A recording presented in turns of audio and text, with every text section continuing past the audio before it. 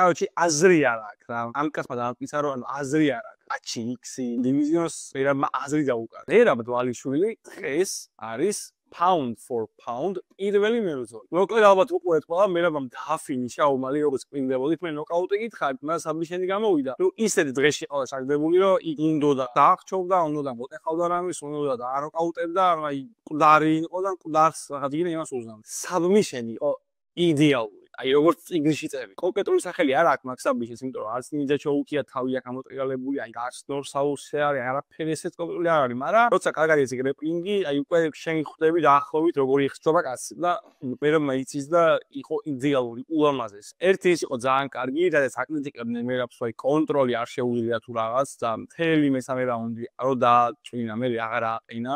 ერთხელ დაპირა ადგილას, სახეში მოხდა მუკლია მე დაწვა თვითონ, მაგრამ ეს კონტროლის დრო მე ისე რომ აიღო მოუღრიცა და წონა როგორც დაადო, აი ბოლში რო წვება ტანზე და მთელი წონა გადააქ ომალის მხარზე, ფეხი წვევებს გას, თლიანად მოხრია და წონა ადებს ომალის თავს, აი იდეალური საბიჩენი იყო. ეხლა ერთი მიმართვა გულში ამოტკივებს და განსაკუთრებით ქართველებს. ეს ჩვენი სერვასებური მერაბზე, რომ აი კარდიო მანქანა არ იღლება ძმა და რაღაც აი სისულელეები უნდა დავივიწყოთ შენიაზე. ანუ კი ეგრე არის კარდიო მანქანა და არ იღლება, მაგრამ ანუ ჩემი აზრით მაგას რო ვამბობ, ანუ მერაბს რაღაცნაირად ვაკნიებს. ის გასაგებია და ყველა მიცის, მაგრამ აი რა არის არ აქვს. აი ფეხზე ვიდგას კარგად მაგალითად, ანუ მთელი რაუნდი ჩეხავე გიჭერმა და მე ჯერ უთქვა მერაბამ და მეტი ნიშნული აყვა დაარტყა და მე კი დამაზიანებელი იყო შოუჩი დავაბაზე ლაპარაკს უაზრია და ეგ ყველა მისის როგორც შეუძლია, მაგრამ ანუ მაინც პირველ რიგში ხომ ხოლმე რომ აი არ იღლება ძმა. გასაგებია ხა ინდია გავორჩეული უნარია რომ გაამახბე ყურადღება, მაგრამ ნუ აი ისე გამოვყავს ყველას რომ აი მხოლოდ ეგარი რა, აი კარდი უაქ და მაგიტო და აი მეხუთე რაუნდში მოუგებს და რაღაც სისულელეები. კაცი ეხება გრეპლინგს ეხა, ანუ გრეპლინგი თუნდაც აი არ შეეძლო აქამდე და აი ეხა ისწავლა, აი პირველად დადგა მომენტი რომ აი უცებ დაამულამა ეხა ამ კემპში მარჩობელები. თვითონ მერაბის გაწყვეტილებაც იყო. უჩვენია ყოველთვის რომ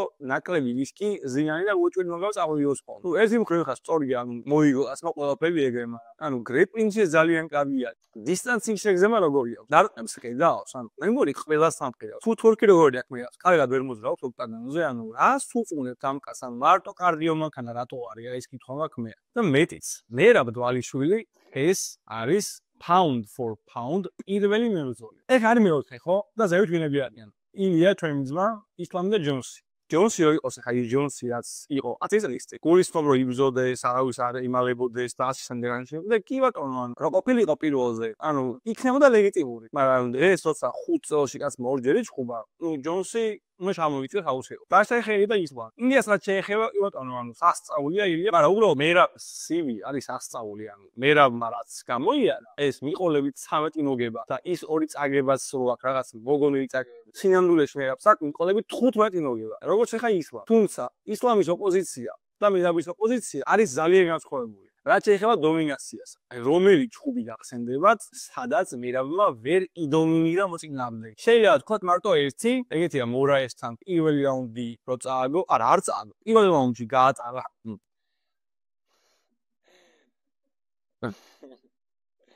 ეგეთი იყო მარტო პირველი რაუნდი მორაესთან. და ეგ პირველი რაუნდის საბოლოოდ მერაბმა მოიგო, იმიტომ იქვე დაატრიალა ეჭუ. ანუ მაგის მერე ალდოსთან დომინაციით იგებს, იანს კლაუს, სეხუდოსთან დომინაციით იგებს, ომალის ორივე დომინაცია. და ვინები ყავს დამარცხებული? კი, ინდია სასწაულია, თუმცა უბრალოდ განსხვავება არის, რომ ინდიას ჩატარებული აქვს ბევრად ნაკლები ბრძოლა. ანუ მეტია იდეა შვილიშვილ მოიგოს, კი ბატონო.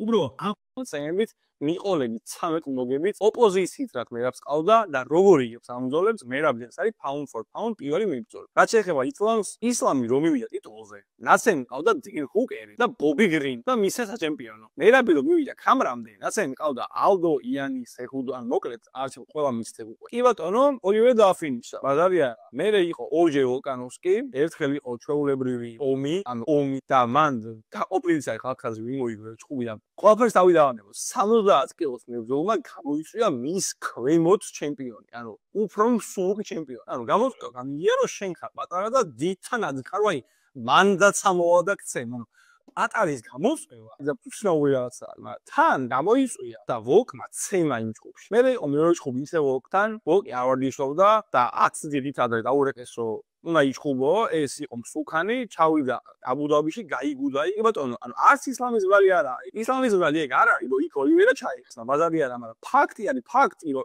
ერთხელ იყო ვოლკთან ომი და მეორე იყო ვოლკი, რომელიც იყო მსუქანი, არ ვარჯიშობდა, ჩავიდა აბუდაბიში და კი ბატონო რაც მოხდა, მოხდა. შემდეგ რა გვა? ომი პორიესთან ისევ, ანუ ისევ ომი იყო პორიეს. მეხუთე რაუნდი რომ მოიგო დასტინ პორიეს, ეგ ჩხუბი კაცს მაინც დახდებოდა, ხო? ანუ ხუთი რაუნდი იმენა იონ. და მე არის ჰენატო მოიკანო, ანუ არაფერს არ უჩი ისლამს. ეგ მოიკანოს არ იყო ისლამი ლიბრალი. უნდა ეჩხუბა არმანთან. უბრალოდ არ იჩხუბა, ფაქტი არის ფაქტი. და მე რა ქნა ყველაფერი აბსოლუტურად. ამიტომ დღეს არის ყველაზე ცალსახაა, რომ მერავი არის pound for pound პირველი. ეხლა შემდეგი რა არის მერავის? ეს კითხვა არის ალბათ ყველა საინტერესო და ყველას ეგ აინტერესებს. და არის რაღაც სამი ვარიანტი. მოდი სამი განვიხილოთ. პირველი ვარიანტი წამოვიდა იქიდან, რომ მერავი ლაპარაკდა წონის კლების სტრატეგიის სრულება. ანუ რაღაცა სხვანაირად დავიკითხე. ეხლა ეს აუცილებლად არნესავს იმას, რომ ან ადის, ან ჩადის, ან რამე შვება. უბრალოდ მერავი წევს სანუსნაურად ორიღე არ სამს. ას აჭამს არაფერს და შეიძლება მარტო ამიტომ, მაგრამ ლაპარაკდა ხალხი იქნებ გამოთხოვარ ჩადისო, ან იქნებ წონას ხوار მოიმატებს და ზემოთხოვარავო. ამიტომ მოდი სამი განვიხილოთ. პირველი ვარიანტი არის ალექსანდრე პანტოჟა. პანტოჟა რატოა კაი? პასუხი არის მარტო ერთი, იმიტომ რომ არის ჩემპიონი. და 10 წელი რო გავან 15 და ჩახედავენ მერაბის სევის ჩემპიონი 1 2 3 4 5 და მეხუთეა პანტოჟა. აი ეს არის კარგი, თუმცა მე არ მომწონს ეს ვარიანტი. ეხლა რატო არ მომწონს? იმიტომ არ მომწონს, რომ ეს ხუბი შედგება, იცი რა მოხდება. ანუ მერაბი ისე მარტივად მოიგებს, აი ისე მარტივად მოიგებს, რომ როგორც ეხა ისლამს ლაპარაკობ, მე ლაპარაკობს ყველა, რომ პატარა კაცს მოუგო, ოღონდ როგორც ისლამს მოუგო, ეგრე არა. მერაბი აი დაკუჭავს. იმიტომ რომ პანტოჟა არის ტიპი, რომელიც 47 კილოგრამის არის ჩემპიონი და იღლება.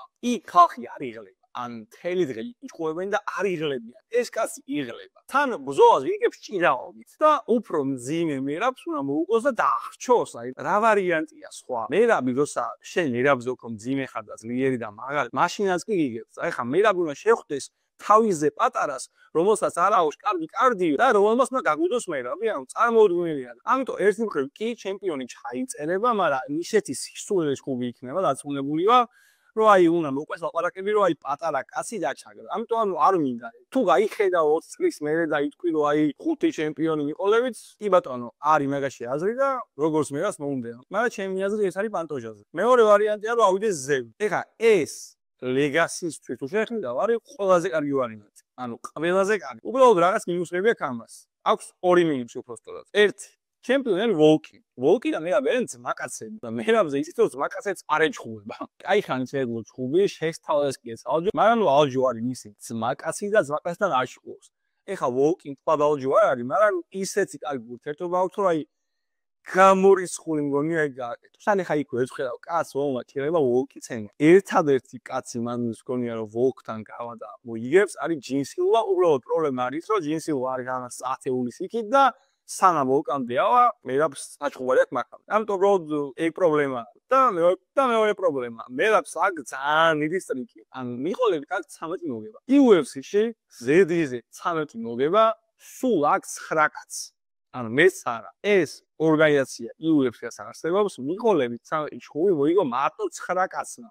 და ერთი არის მერაბი. ამას თუ გაზრდის, აი 1 კილო დაამატ. მიყოლები 14 ჩხუბი მოგებულია ხოთ 3 კაცს. ანდერსონ სილვა, ისლამი და GSP. მორჩა, ამას ახლა რატო ამ? ასვლა ზევი. არის ძალიან დიდი რისკი, ბატონო, თუ მოიგო ბევრად დიდია ლეგასისთვის, მაგრამ არის ვის და რატო შეიძლება რომ ეს სტრიკი გააფუჭო? არის ვის ბოლოს რაღაც ეგრე ხოთ ციფრები. ეგ უნდა დათვალო.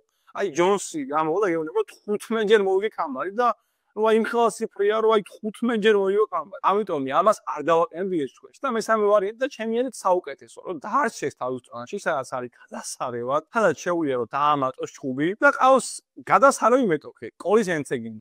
ეხლა კოლის ენცეგენი ასე იმაზე უფრო კარგი მებჯორია რომ ისაა საქანძო მეაფუ ჩხუბია, მაგრამ ერთი არც უარესია ვიტყვი ხა მაგალითად ომალი ხდება კოლის ენცეგენს და აი უეჭველი ომალი იგებს, აი რატო? ანუ 50-50 არის უეჭველი, აი ჩვეულებრივად იქნება საკმაოდ დაზავული ჩხუბი.